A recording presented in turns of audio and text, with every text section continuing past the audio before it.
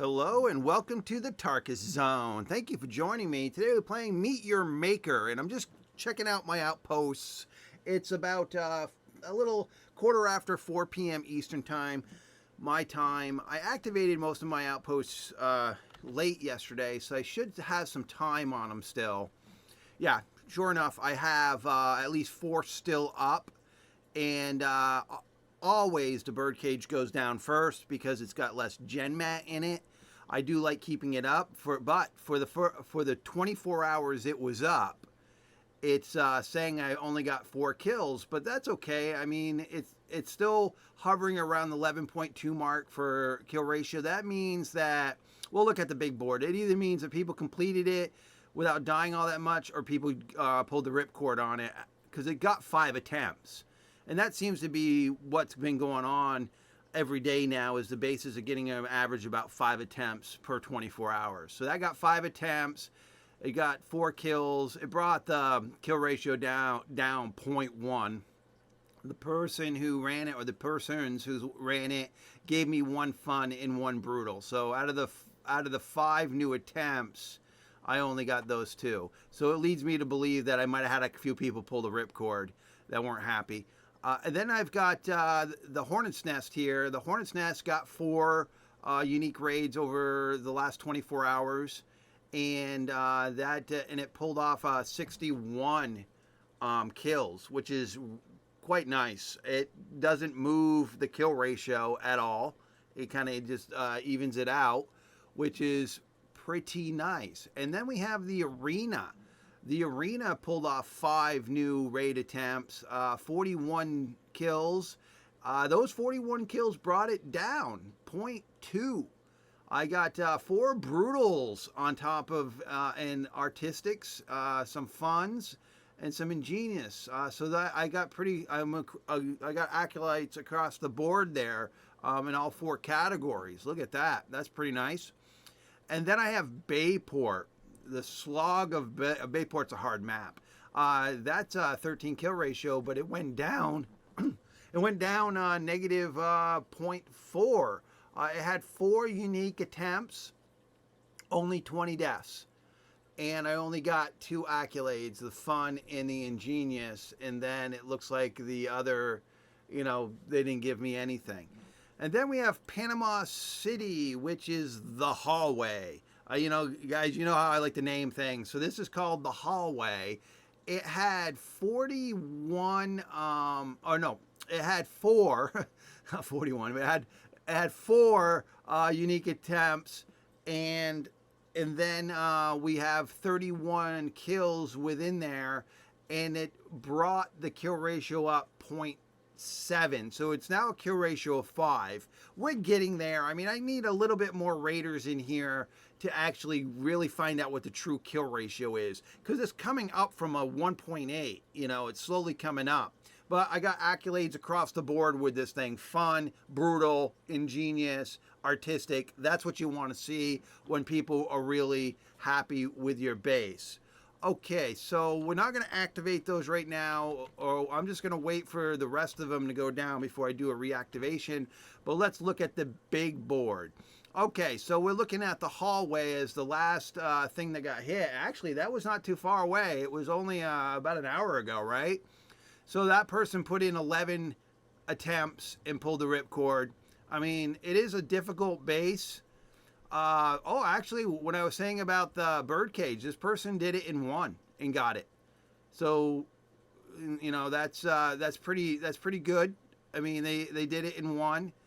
And then we've got Bayport. They gave up after 7.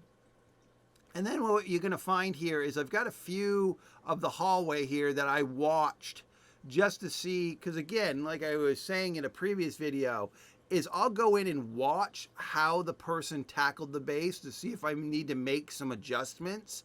And in this case, it was perfect, because this is really the numbers I'm looking for in a duo pair. I think this is a fair number of deaths. So I wanted to go in there and see how they tackled it, how they walked out. And when I watched it, it was like watching an artist, dancing across my map. These 2 people got one died 9 times, the other died 4 times, but it was exactly what I wanted to see. When I envisioned this map, I said for somebody to tackle this, they're going to need to be quick on their feet, and they're going to need to move. They're going to need to attack and move, attack and move, attack and move, and that's what they did in sync with each other, and they did a pretty good job. So that congrats to them. Now Dr. Mix ended up doing it with 4 deaths, 23 minutes. And instead of dancing, what he ended up doing was just systematically killing things. Look at the time difference. Okay, you got an 8.5 minute time difference between the 2 runs, right? So these guys did it in 8.5. This guy did it in 23 minutes. So Dr. Mix went slow and he killed each trap systematically, where these guys were trying to run it fast, and they did run it fast for what it is, and so their play was a little different. Watching Dr. Mix do it was still okay. He just systematically triggered the traps that he needed to trigger to get through the thing. There's just 2 ways you can go about getting through this monster, this sinister layer, and they just happen to be the yin and yang of how you get through it. One went slow, one kind of went speedy. And then we've got this one here. They gave up after 3. Was in 3 minutes. And then moving down, we've got the arena. The arena is always a fun time. And you're looking, if you're going to do the arena, you're looking at 15 to 20 minutes that you're going to be in there, regardless of how you go to do it. That seems to be the norm. This is another of the arena. 7 and pulled the ripcord, 10 minutes. And then we've got Bayport, dead 1, and then pulled the ripcord 1:34. That really hurts my kill ratio number, only because I don't know, maybe they had to go to dinner or whatnot. The person had real life things to do, but 1 kill and then leaving, it is not very, it doesn't help the builder's numbers. You know what I mean? It just doesn't. If you know how the system works, 1 and leaving is, that's not what a builder's, wanting. Before people used to do an alt F4 and you'd get nothing from it. So that was worse. But now it's like 1 and you're there 1.5 minutes. And as a builder, you're like, that's hurting my numbers. But whatever. It is what it is. It's just the way the game works. Okay. And then we've got the Hornet's Nest 25 and got it. 12-12. Good job, Dark Genmat. Okay, and they're on console, right? No, that's console, right? And then we've got the Hornet's Nest here. 1 and got it. That was a speed runner. 1 minute 49 seconds. And here they are again. Look at this. Same individual. SRR rig. So he got 2 of my maps in his lobby. So this would have been the first one he did. So he died 3 times in Bayport and he got it speed running, because that's a speed running number, 4 minutes for that map. And then he's a speed. I bet you if I watch this, he's a speed runner with a shield. And then here he got it. He or she got it in 1 and got it. But at least both times they got it, right? That works. And then Arena 8 and got it. Bayport a 6 and got it. Hornet's Nest 20 and got it. This is why the bird cage dropped, was because of this. Look at this, 20 seconds. So that's what I'm talking about, folks. If somebody just goes in and dies once and just leaves the map, then it hurts your numbers. And when I was saying that, when I was looking at the other board, something had to happen to make the number go down like that, because that doesn't, you have 5 raiders and only 3 deaths, and I know the capability of this base, so that number didn't make sense to me, but now it is, because if you go in and just leave after 20 seconds, it affects the numbers. It's an occurrence to the dungeon, and it's just bringing your averages down. Oh, and here's another one. Look at this. This is what I was saying when I was in the other board, is something happened where they pulled the ripcord because of just going in and dying once and then leaving. So that's 2 for the bird cage right there that wang my numbers because they're not putting a real effort in. And again, they could be having to go to dinner or whatever. I mean, whatever they need to do in real life. But but it does. It definitely skews the numbers a little bit when no effort's being really put into the outpost when people join the outpost.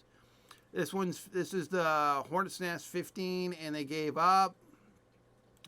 This one here, Pig did 1 death, and they got it 46 seconds. That's a speed run. This the birdcage is designed for a speed runner to get through there. I mean, the thing with the birdcage, it's like the anti-slow, meaning that when I made it, I said, okay, speed runners will probably get this done, but if somebody tries tackling it really slow, that's when they're going to get gobbled up. So it was like opposite of speed run defense. It was defending against that person that wants to kind of try to slow walk through it, and that's what gets me the high numbers. But when somebody knows how to speed run like Pig did, 46 seconds in and out.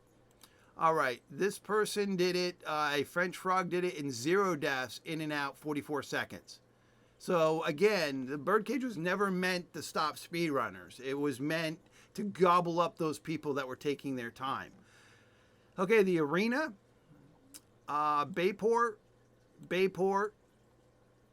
and then we get back to, it's 4:30 p.m., so that's 24 hours.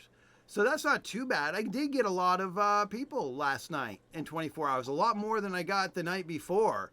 A whole lot more than I got the night before, because now I'm going to probably be putting on my calendar what kind of numbers I get per day, and maybe just put my bases up on the high-end number days. Because last night was Thursday, we're Friday, so Thursday night seems to be, and I'll notate that, Thursday night seems to be a night that people are playing. Whereas I know Sunday into Monday I get nobody.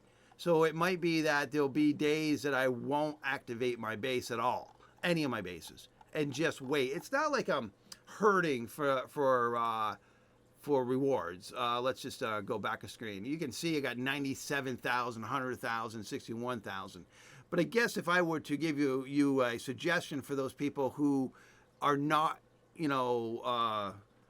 Scrooge McDuck, a crazy money wealth like I've got, if you've got barely enough to keep your bases open, so you might want to look at the days that you get the most activity and only activate on those days. I mean, that's where my suggestion would be is if you know Sunday into Monday you get 1 raider per 5 bases in 24 hours, it might not be worth your time to spend money or spend Synthet or yellow tokens into keeping those up during that window of time. You might want to just wait and move, get them activated on the days that make sense. All right, well, I want to thank you for joining me, and this has been the Tarkus Zone.